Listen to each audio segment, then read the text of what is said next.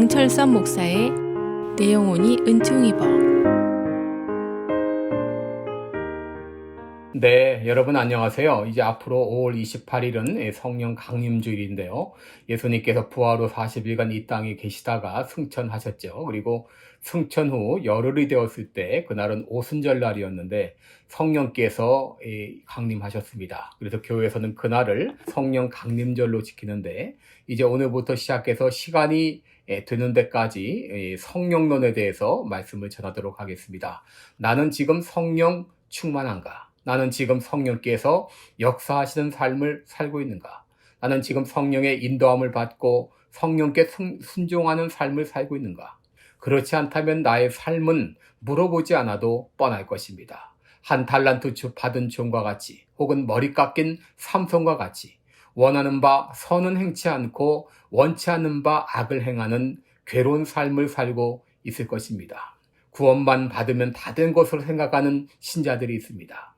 일주일에 교회당 겨우 한 번 나가면 신앙생활 다 한 것으로 만족하는 사람들이 있습니다. 여러분, 그러나 나는 지금 하나님의 말씀과 전혀 동떨어진 삶을 살고 있지 않나요? 나의 신앙생활은 지지부진하지 않나요? 요한일서 5장 3절에 하나님의 계명은 무거운 것이 아니라고 했는데 늘 하나님의 말씀이 무거운 것으로 힘들게 느껴지지 않나요? 왜 내 마음 가운데는 기쁨이 없나요? 그 이유는 성령 충만하지 않기 때문입니다. 여러분, 사도 바울도 성령 충만하기 전에는 오호라 나는 곤고한 사람이로다. 이 사망의 몸에서 누가 나를 해방할 것인가 하면서 자신을 한탄했습니다. 여러분, 내 힘으로만 신앙생활을 하는 것은 무거운 짐을 지고 100층 건물을 계단으로 올라가는 것과 같습니다. 아무리 힘이 좋고 젊은 사람일지라도 10층, 20층 올라가면 힘내 빠지고 결국 피곤을 느끼게 될 것입니다. 여러분, 이것이 인간의 한계입니다. 그러나 아무리 무거운 짐이 있을지라도 엘리베이터를 타고 올라가면 100층 건물을 거뜬히 올라갈 수 있는 것처럼 여러분, 성령 충만하면 넉넉히 이기는 신앙생활을 할 수 있습니다. 여러분, 신앙생활의 승리의 비결은 다른 데 있지 않습니다. 오직 성령으로만 가능합니다. 스가랴 4장 6절에서 하나님께서는 말씀하십니다.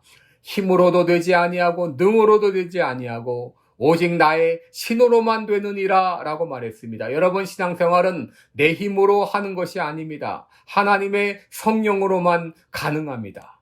그럼에도 많은 신자들이 성령님에 대해 무지한 가운데 있습니다. 신자의 삶에 성령님이 어떻게 역사하시는지 알지 못하고 있습니다. 그래서 신앙생활을 하면서도 곤고한 삶을 살고 있고 삶의 활력을 잃었고 순종은 무거운 짐이 되었습니다.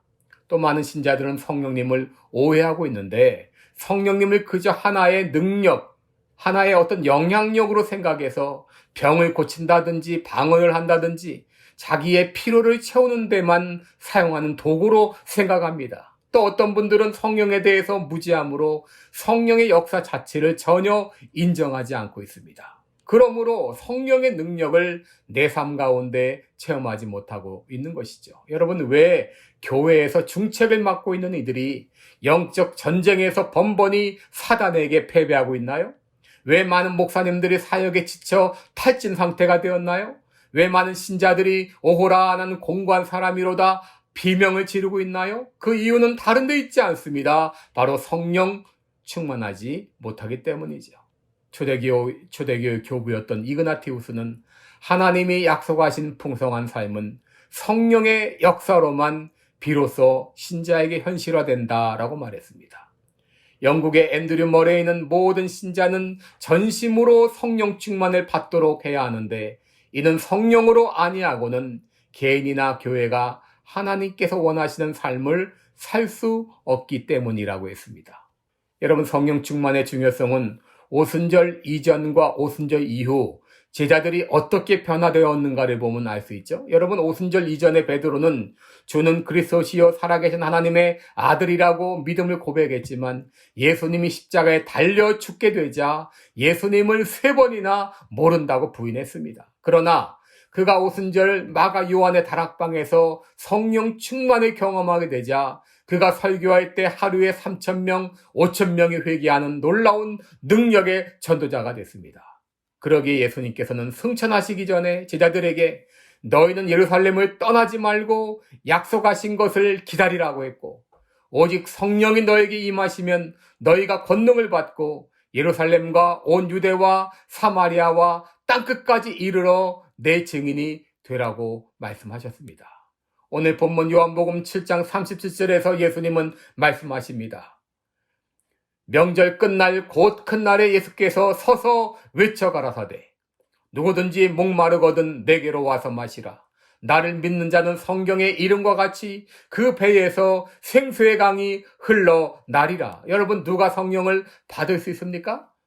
누구든지 받을 수 있습니다. 성령 충만을 받는 데는 아무도 제한이 없습니다. 다만 조건이 있습니다. 먼저 갈급한 심령이 돼야 됩니다. 누구든지 목마르거든 이라고 했습니다. 목마른 사슴이 물을 찾듯이 영적으로 갈급한 사람이 성령님을 사모하게 되죠. 둘째로 믿음이 있어야 됩니다. 나를 믿는 자는 그 배에서 생수의 강이 흘러나리라 라고 말했습니다. 여러분, 생수의 강은 바로 믿는 자의 받을 성령을 가리킵니다. 하나님께서는 구하는 자에게 성령을 주실 것을 믿고 기도할 때 약속하신 성령님을 부어주실 것을 말씀해 주셨습니다. 이제 5월 28일 성령 강림절이 되기까지 여러분 계속 성령 충만을 위해서 기도하시기 바랍니다. 하나님께서 구하는 자에게 반드시 허락해 주실 것입니다. 고맙습니다. 지금까지 시카고 빌라델비아 교회를 섬기시는 방철선 목사의 내용온이 은총이버였습니다.